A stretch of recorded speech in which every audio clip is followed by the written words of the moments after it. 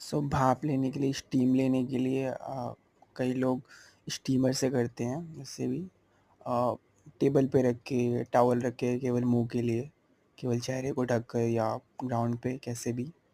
But और इससे headache हो, गले में कुछ दिक्कत हो, कोल्ड कफ़, सीने में, इन सब में यूज़फुल रहता है, काफ़ी आराम मिलता है।